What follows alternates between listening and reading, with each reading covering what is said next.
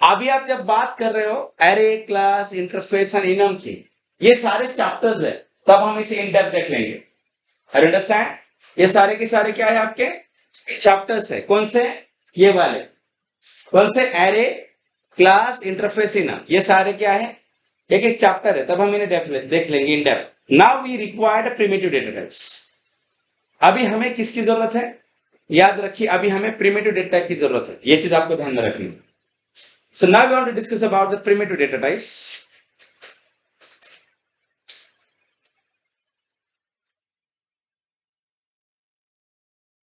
अभी हमें किसके बारे में बात करना है गाइस? अभी हमें प्रिमिटिव के बारे में बात करनी है। सो प्रिमिटिव में अभी हम सबसे पहला डेटा टाइप डिस्कस करते हैं, दैट इज नंबर 1। कौन सा?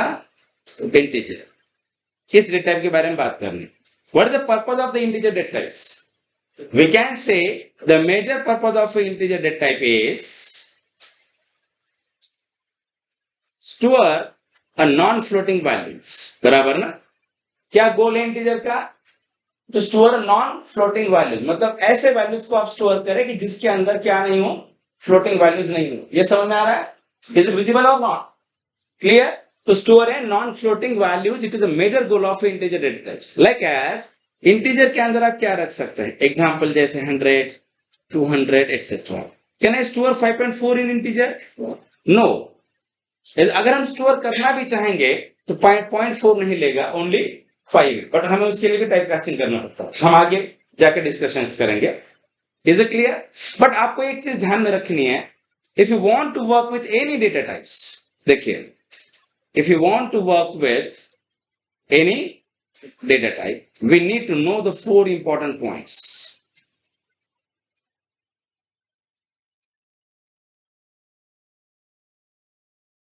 देखिए, आप किसी भी डेटा टाइप के साथ जाइए, कोई भी डेटा टाइप के साथ अगर आप काम करते हैं तो आपको कितने 4 इंपॉर्टेंट पॉइंट्स है जो आपको पता होने चाहिए।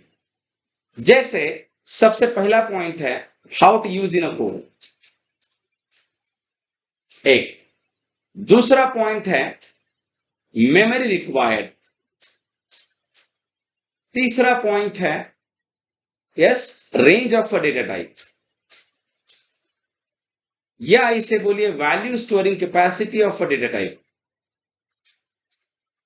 एंड फोर्थ होता है फॉर्मेट स्पेसिफायर। ये 4 पॉइंट है जो बहुत इंपॉर्टेंट है किसी भी डेटा टाइप के साथ काम करने के लिए। Are you understand? Yes. Online समझते का? हेलो ऑनलाइन मत लोकर, प्लीज बोला लोकर। यस स्टूडेंट्स, आवाज आता है? Yes please. Okay great, response करत जा, मला कळेल ना तुम्हाला समजतं का नाही समजत ना। तुम्ही तिकडे घरी बसलाय, हाँ प्लीज। Yes perfect, great. देखिए, अभी अभी हमें अगर किसी भी डेटा टाइप के साथ अगर आपको काम करना अगर होगा तो ये 4 बहुत इंपॉर्टेंट पॉइंट है। सबसे पहला पॉइंट क्या है? How to use in a code. दूसरा पॉइंट क्या है? Memory required. तीसरा पॉइंट क्या है guys? Range of a data type. And चौथा पॉइंट है फॉर्मेट स्पेसिफायर। अभी हम एक पॉइंट के ऊपर इन डेप्थ डिस्कशन करते हैं। मुझे पता है कि हम आपने इंटीजर कॉलेज लाइफ में यूज किया है, बट आज हम इंटीजर को बहुत अलग लेवल पे क्या करेंगे, डिस्कशन करेंगे इसके ऊपर। देखिए, जैसे सबसे पहले देखिए how to use in a code. Just आपको राइट सिंपली इन, बराबर ना? इज इट क्लियर और नॉट? जस्ट मुझे मान लीजिए मुझे मेरे कोड के अंदर इंटीजर को यूज करना है। अभी हटा देता हूं। मान लो मुझे मेरे प्रोग्राम में इंटीजर को यूज करना है। अगर मान लो मुझे यूज करना है तो जस्ट मैं ऐसे लिखूंगा int of A. Is it clear? मतलब हम इसे यूज करते समय क्या करेंगे, इंट ही लिखेंगे। We are not writing integer. हाँ वो भी लिख सकते हैं, बट हम रैपर क्लासेस में देख लेंगे। यहां पे अभी हमारा पॉइंट क्या है, इंट ऑफ ये मैंने ऐसे लिखा। Is it clear everyone? उसके बाद सेकेंड पॉइंट हमारा ये है मेमोरी रिक्वायर्ड। इसे मेमोरी कितना लगेगा? याद रखिए it required 4 byte of memory. कितना है? 4 बाइट। इसका मतलब क्या हुआ कि जैसे मान लो ये मेरा रैम है, this is my memory, this is my RAM. अब धीरे धीरे देखिए हम काफी अच्छे पॉइंट डिस्कस करेंगे। इंट ऑफ ये जब मैं यहां ऐसे लिख रहा हूं, इसका मतलब ये हुआ कि मेरे इस मेमोरी के अंदर एक ब्लॉक बना है जिसका नाम है ये, और इसको 4 बाइट का मेमोरी लगेगा। अंडरस्टैंड? यस और नॉट? नक्की समझते हैं? Yes please. बट अभी देखिए हमारे पास बहुत इंपॉर्टेंट क्वेश्चन ये है। देखिए सबसे इंपॉर्टेंट क्वेश्चन हमारे पास क्या है, कोई अगर आपसे ऐसा पूछे why integer required 4 byte of memory,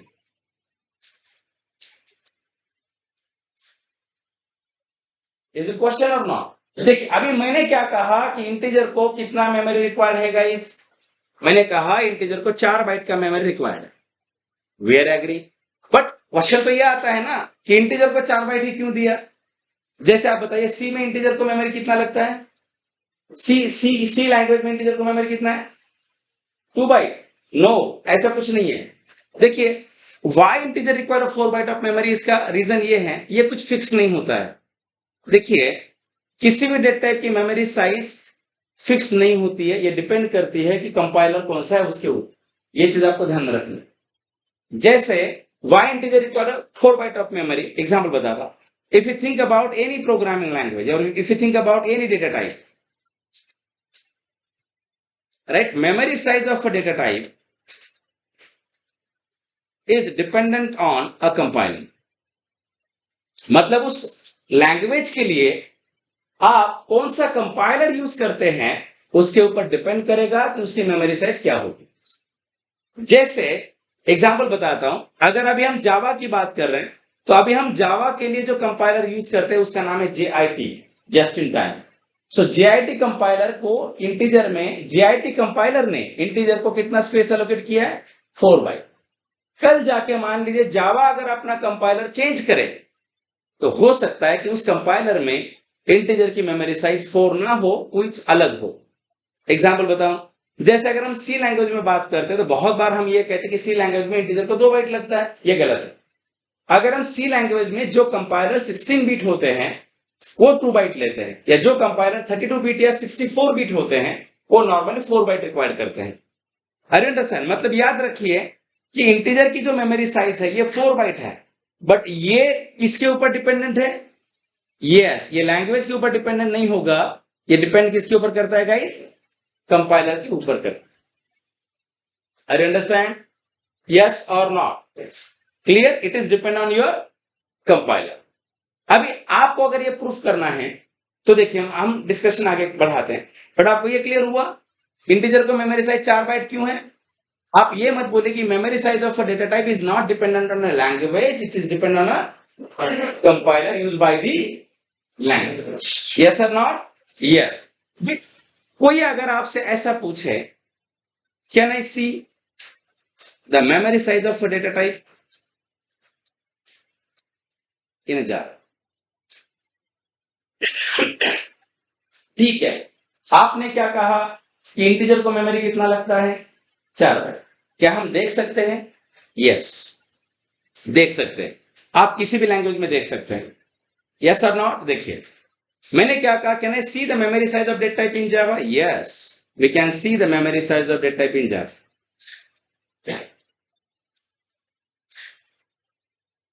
मैं आपको दिखाता हूं। और ये जो मेमोरी साइज हमें मिलेगी बिट्स में मिलती है। कैसे मिलेगी? बिट्स में। मतलब 1 बाइट इक्वल टू कितने बिट्स होता है? 1 बाइट इक्वल टू कितने बिट्स? 8। 1 बाइट मतलब कितना? 1 बाइट इक्वल्स टू 8 बिट होता है। बट किसी ने अगर आपसे ऐसा ही पूछा व्हाट इज अ बिट, तो क्या बताएंगे? चलिए थोड़ा सा पॉइंट को हट के जाते हैं। जस्ट मान लीजिए मैंने कहा 1 बाइट के अंदर कितने मेमोरी होती है?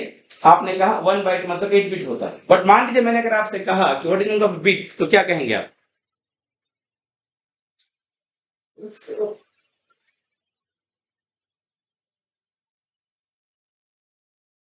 क्या बिट का मतलब क्या है? आपको पता है ये जो चीज है ना, यही बहुत प्रॉब्लमेटिक है फ्रेशर्स के पीरियड में। ऐसे बहुत सारे बेसिक चीजें हैं ना कि जिनको हम ध्यान नहीं देते। हमें आता नहीं है ऐसा नहीं, बट वी हम उसके ऊपर ध्यान ही नहीं देते। Careless behaviour. अगर मान लीजिए if I am computer engineer and someone ask me what is meaning of bits, तो बहुत बड़ी प्रॉब्लम है।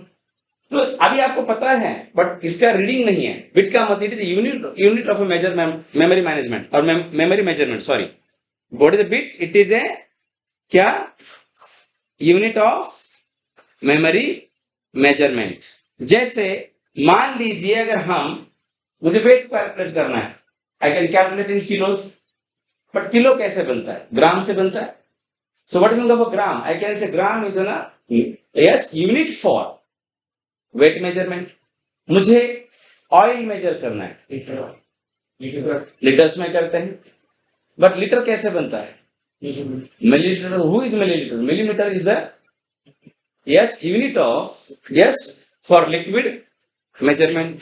वैसे ही मेमोरी मेजरमेंट के लिए भी एक यूनिट है जिसका नाम है बिट्स। सो 8 बिट मिला के एक बाइट बनेगा। इज इट क्लियर और नॉट, इज इट क्लियर। तो 1 बाइट मतलब कितना, 8 बिट। Is it clear. तो ये जो भी हमें देता है मेमोरी साइज, जो भी हमें मिलेगी, कैसे मिलेगी गाइस, यस और नॉट, यस और नॉट। मेमोरी साइज जो भी हमें मिलेगी कैसे मिलेगी, बिट्स में मिलती है। कैसे, बिट्स में। सो हमारा क्वेश्चन ये था, देखिए मैं रिपीट करता हूं एक बार। मैंने क्या कहा था कि इंटीजर को मेमोरी कितना लगता है, बताइए, 4 बाइट लगे। यस, ठीक है। फिर सवाल था 4 बाइट क्यों लगेगा, ये किसके ऊपर डिपेंडेंट है, कंपाइलर के ऊपर। अभी हम यस और नॉट, यस मैं अभी लैपटॉप लीव नहीं करता, आप टेंशन मत लीजिए। हाँ, यस यस प्लीज। अभी आ रहा है आवाज ऑनलाइन, हेलो, ग्रेट। चलिए, अभी हमने कहा कि जावा का कंपाइलर कौन सा है, JIT है, और JIT कंपाइलर में इंटीजर को मेमोरी कितना लगेगा, 4 बाइट लगेगा, इसीलिए यहां पे इंटीजर का मेमोरी साइज हमने 4 बाइट। फिर हमारा नेक्स्ट क्वेश्चन ये था, क्या हम मेमोरी साइज देख सकते हैं क्या, यस।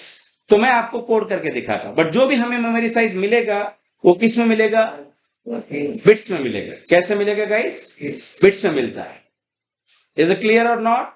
तो चलिए, हमें मेमोरी साइज बिट्स में मिलेगा, मतलब मैंने कहा 4 बाइट है, मतलब देते समय आंसर हमें 32 बिट मिलेगा।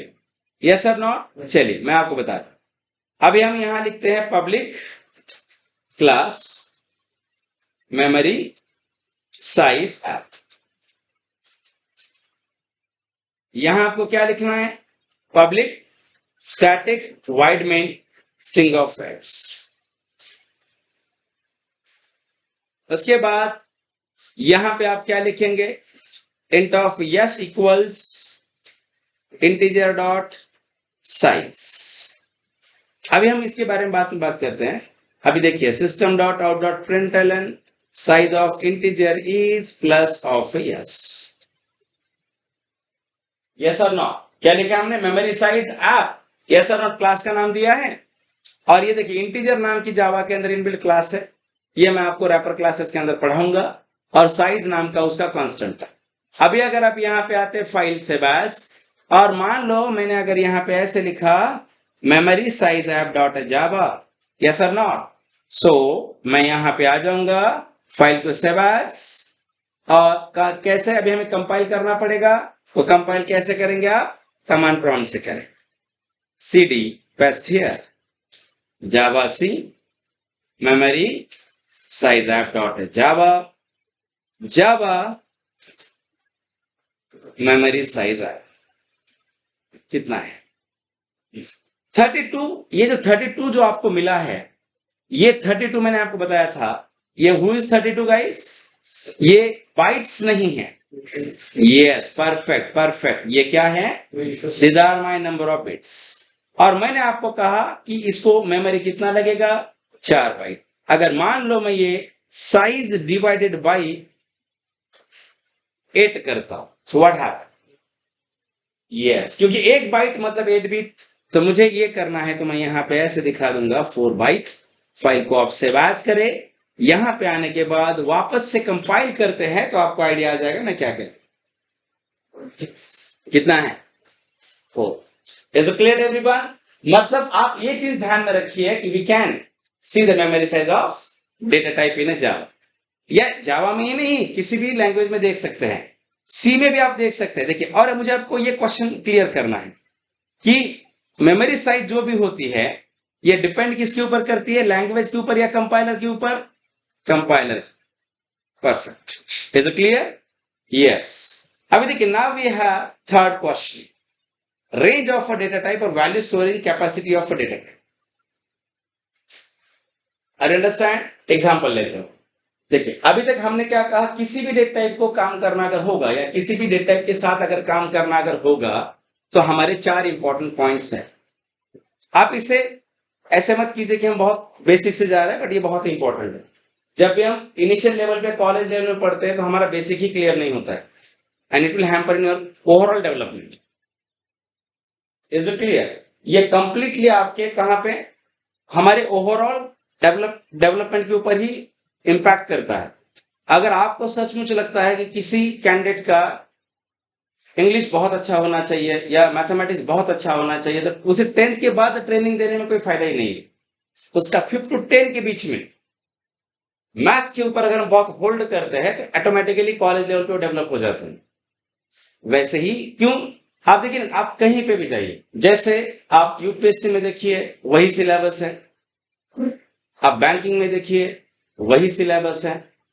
इसका मतलब ये नहीं कि दोनों के लेवल सेम है।